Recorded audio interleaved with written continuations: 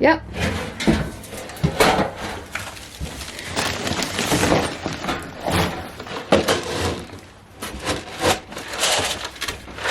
That one will be for Maple because she gets like half a scoop. Scoop for Ruthie girl. Then I go. Oh, yep, we'll get another one of those.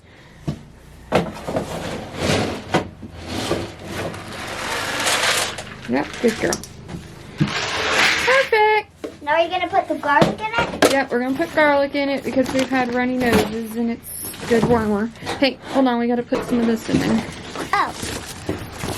I do like 2 for Ruthie and 1 for Maple.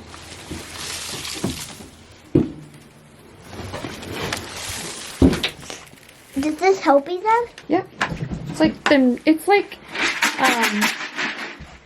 taking vitamins. I mixed it all up. Yep, and then we got some garlic. Put some of that in there. How many? I don't know, like 4 or 5.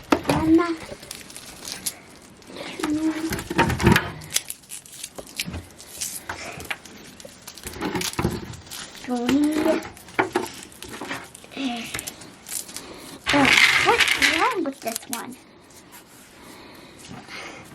This the Here, rest will just throw that one in there. Go. 4. Perfect. Don't we Alright. put like the wet stuff in it? No, not right now. Hey girl. Is that Here you go, Maple. There you go. Hard to believe Miss Ruthie girl's gonna have a baby in a month. Isn't that crazy? Yeah. Awesome. Hey y'all, welcome back. Catch up with y'all today. I am out here. It feels like a beautiful spring day. So what do we do when it feels like spring? We go plant seeds. All of this is my cool weather crops. My greens and lettuces and what else did I start? Celery was one I'm doing. I'm gonna do yeah, just all those like greens and cool weather things. I'm gonna start carrots was the other one too. So I figured I would turn the camera on. Now would be a good time to give a little bit of an update. We are moving forward with the cabin. We kind of were a little bit at a standstill. We weren't really doing much as far as working on it goes. It's just been kind of like touching up paint, putting outlets in, you know, kind of those finishing touches. We're waiting for the inverter to come back. They finally said they would send us a new one. So that's to be delivered within the next few days.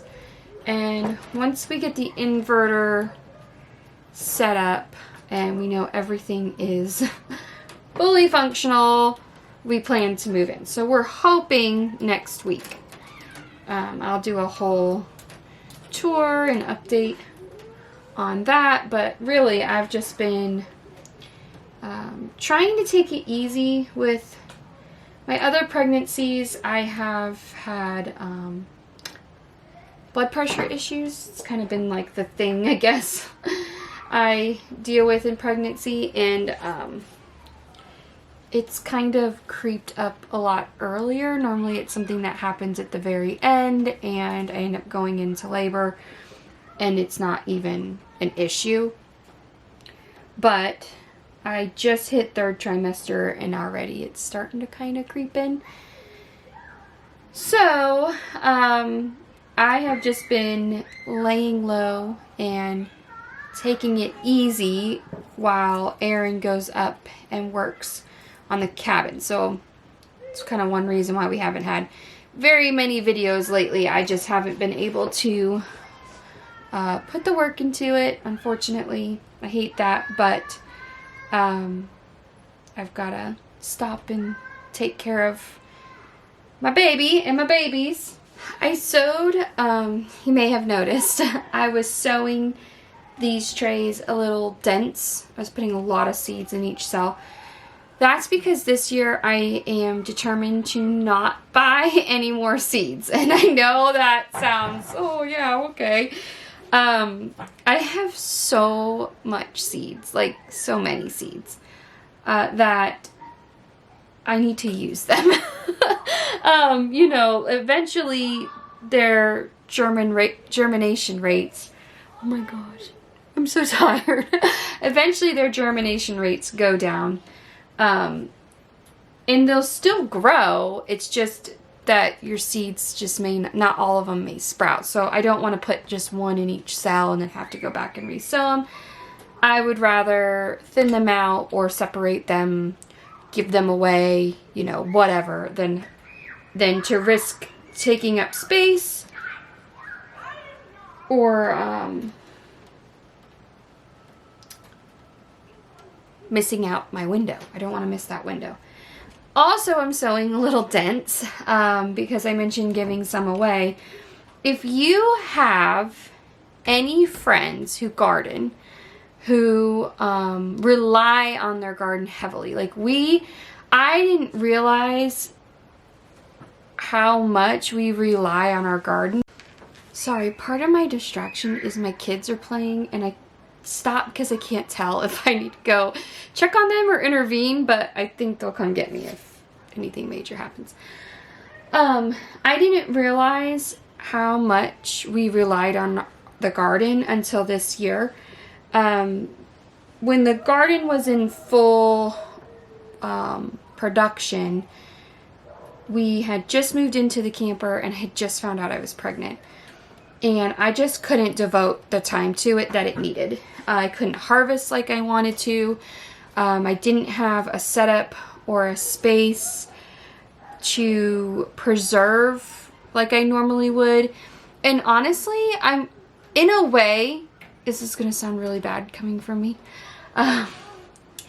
Really weird for me to say. I'm glad that it happened, because that's normally a line that my husband will give when something doesn't go right. He'll say, I'm glad that it happened because I was able to learn from it and I know what to do next time, where I'm like, I can't believe that happened. It ruined everything. What are we going to do? You know, I tend to go into that mode, and he's very calm and wise.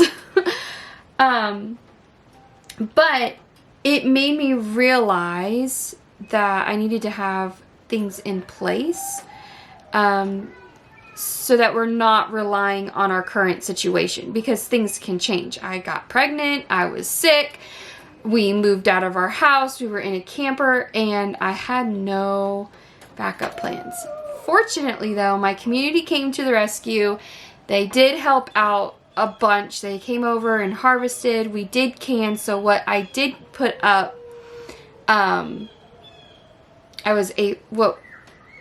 what we did do together, I was able to put up, and that was a huge blessing. But it still wasn't, you know, what we normally put up and would use, and we've actually gone through quite a bit of it. So one reason why I am sewing a little extra is because I have a cousin slash friend who just had a baby.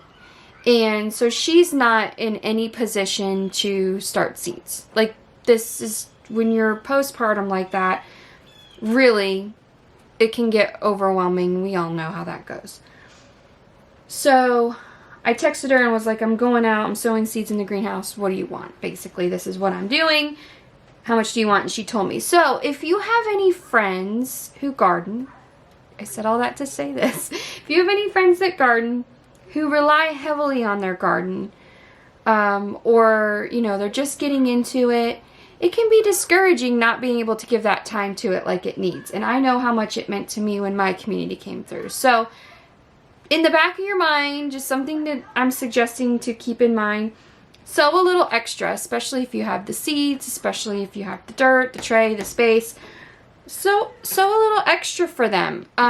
It might literally make all the difference in their world. it might be what gives them a garden, because by the time we're ready to plant these and harvest, they'll be through, you know, the newborn phase, and they'll have, you know, a little bit of time to where they may really, you know, kind of be disappointed that they didn't put the effort in up front. So sow a little extra if you can. Gift them some plant starts. I'm sure they would appreciate that immensely. I know I would. Luckily for me, when I'm due, it's going to time out pretty well. I'm going to be in a good spot, so I'm thankful for that. But not everybody is, and things don't line up or things happen in life. So if you have a friend, and maybe they're not postpartum, maybe they're just, life is crazy and hectic, or they've got medical things going on, so a little extra for those friends. I'm sure it will go to use and they'll love it and they'll be so thankful. Us gardeners, I'm pretty sure that's a love language. When your gardening friends sow a little extra, that's definitely got to be a love language somewhere. And if it's not, it should be. So I've got one tray done of greens. This will be enough for both of us to eat fresh. The only thing I would, out of this group, probably want to have put up would be the celery, the spinach, and maybe kale.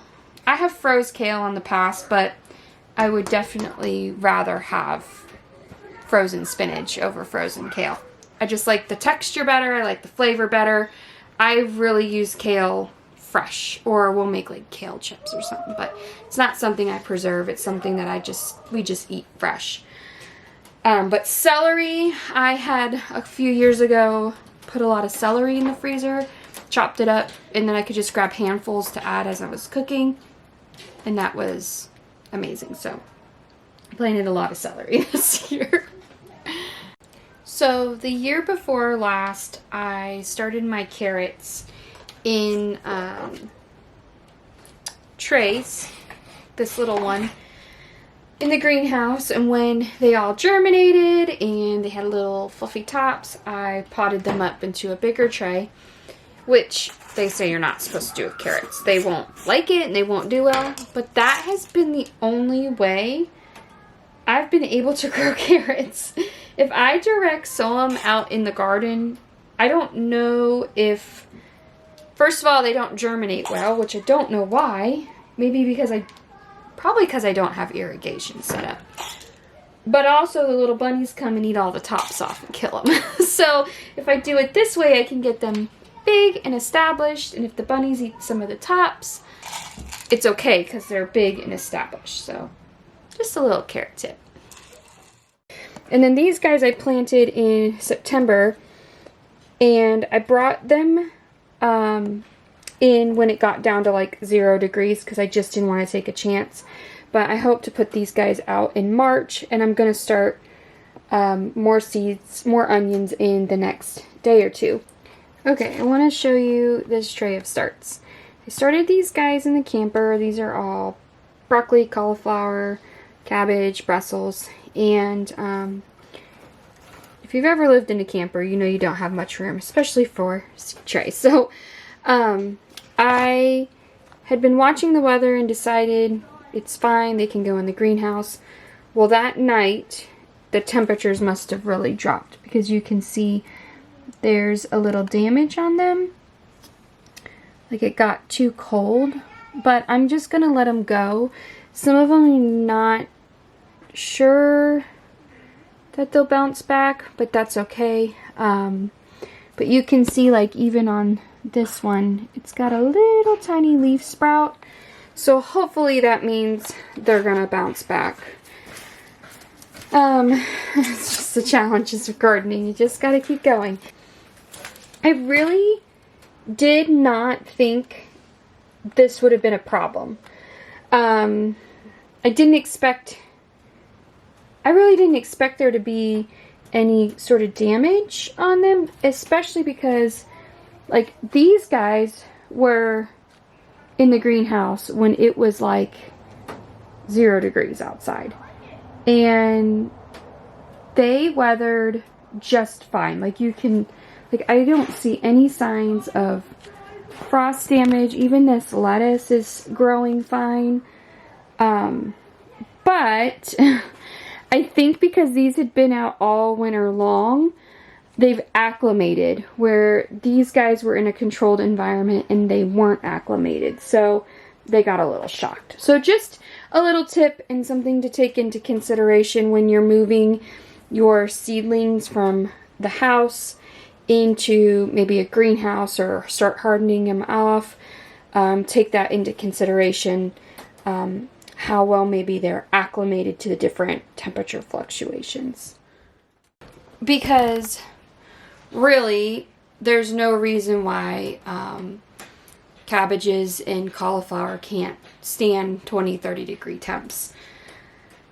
It's really mostly the frost that you worry about, which I don't have that in the greenhouse. This is not a heated greenhouse, and it probably needs some love and caulking and all the things, but I'm pretty confident they'll bounce back, and if they don't, they don't. Oh well. I mean, you just gotta move on. It's easy to say, but it's still disappointing. So, I think that's all for now. I'm gonna go get some bottom trays for these and get them watered in. I've got one tray of carrots done, my tray of greens and celery, and I think maybe, depending on how I feel the next day or two, I'll start another tray of carrots and another tray of onions. I'm a little ahead of the game, and so I figured if I don't get good germination or something fluky happens with the weather that I'm not on top of, I do have time to keep sowing. I really don't want to waste the seeds or the dirt, but it'll be okay. So that's all for now. Thank you so much for watching, and may the Lord bless and keep you. Until next.